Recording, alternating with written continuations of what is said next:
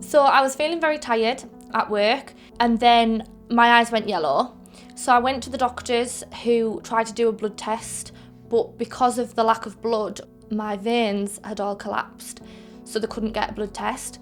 I was sent to A&E, and I was in there for 24 hours. Nobody really knew what was going on. There was no diagnosis.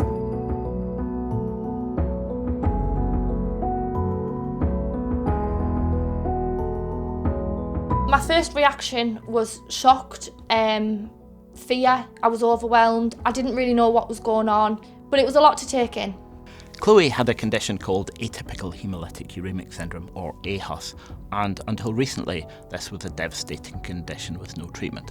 The lining of the blood vessels in the kidney were destroyed and kidney failure developed.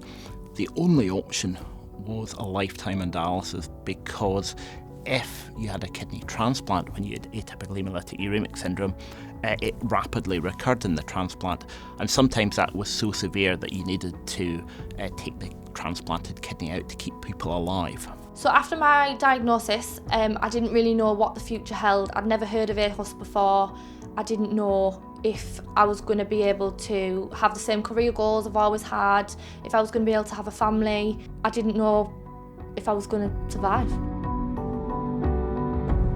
The initial breakthrough came in 1998 when researchers at Newcastle University first identified genetic mutations in the complement system in atypical HUS. The complement system is part of the immune system, which is designed to kill bugs such as bacteria and viruses. Having identified the role of complement in aHUS, it seemed logical to look for a drug that stopped the complement system working. And there was a drug, and it was called eculizumab.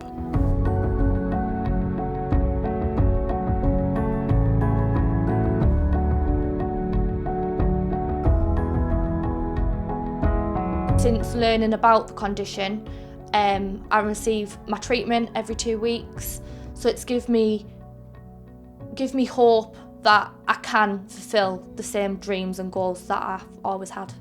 I think one of the key messages from this study is the importance of patients taking part in research. If I was diagnosed when I was a little girl, the outcome could have been a lot different to what it is now. This treatment's really saved my life.